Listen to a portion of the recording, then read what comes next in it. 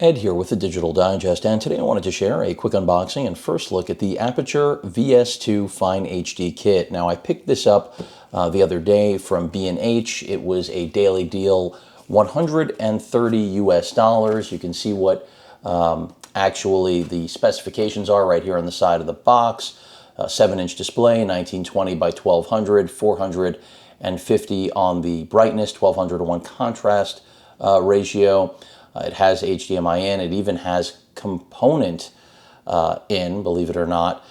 So this is an older monitor. It came out in 2016, and it was originally a little under 300, and I think now it's back up to 229. So it is a budget 7-inch field monitor, no question about it. It comes with a carry case, as well as a battery, charger, and an arm for mounting. And I think at the price point, even though it's a slightly dated product, its features and capability are not dated. And that's because they have now integrated in the latest firmware that I'm aware of, you can now pass through a 4K signal. So that puts it right on even footing with all of the budget monitors that I have been covering. I was interested in an Andy Cine 7-inch budget field monitor because I did need something a little bit larger, and right out of the box you can see we're greeted with a nice carry case, something you will not get with other manufacturers. And before I even get this out there, I'm going to just show you quickly the two monitors, field monitors that I have been reviewing, using, and I'll have a follow-up probably on all of these together. Of course, these individually. This is the Andy Cine A6 Lite, very inexpensive, very lightweight, 5-inch.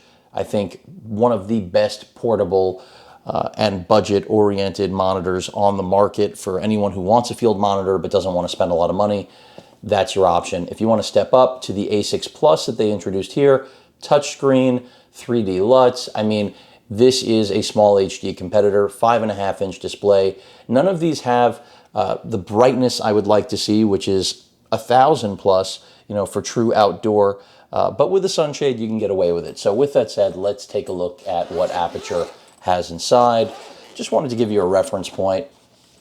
So already I like the travel case. Do I need it? Not necessarily.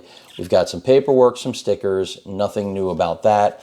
The monitor itself is right here. So let's take a peek at that. And this is, you can tell even from the design, a little bit more dated because it's got a chin, something you're not going to see on any other monitors at this point, really. The chin has been eliminated for the most part.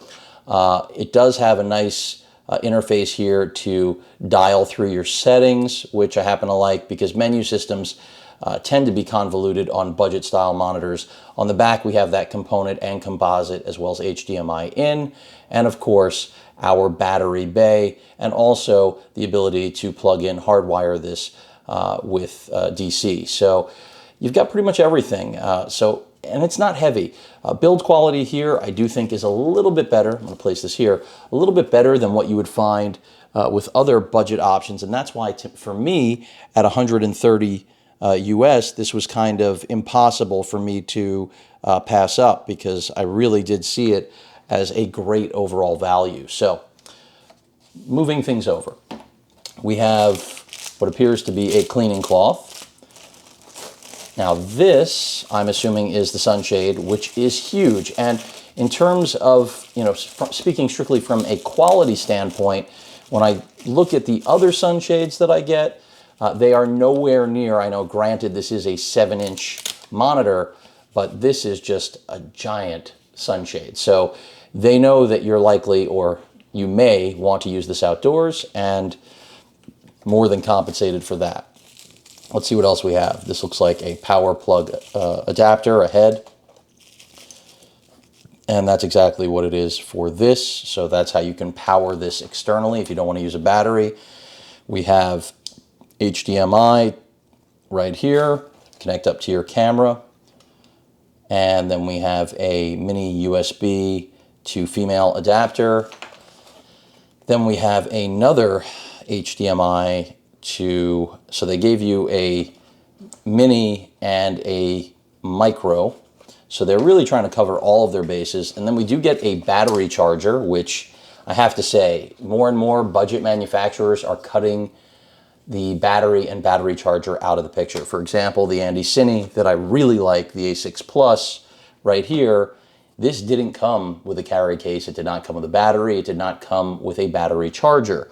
Ironically, their A6 Lite, the least expensive monitor that they make, does come with those things. So I'm not sure if that's just, again, trying to make things as affordable as possible, but here you are getting an NP F570, so you know, expect, I'm going to guess, like 3 hours of battery life out of this, which is nothing too shabby. Go ahead and put this aside. And then last but not least is that arm, which again is something you would generally be purchasing. And that's because this is very similar to like the Viper style arm that I reviewed from Andy Cine, that is going to give you a lot of different flexible mounting options with its hot shoe adapter here.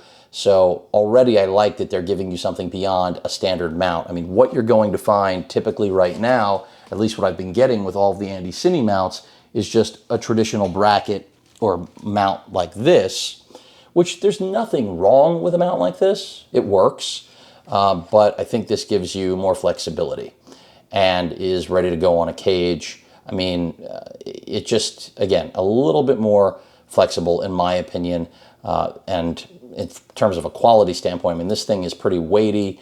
This is, you know, standard fare business. But that pretty much sums things up. Again, I just wanted to share with all of you this monitor. Again, I did purchase it. This was not furnished to me by the manufacturer.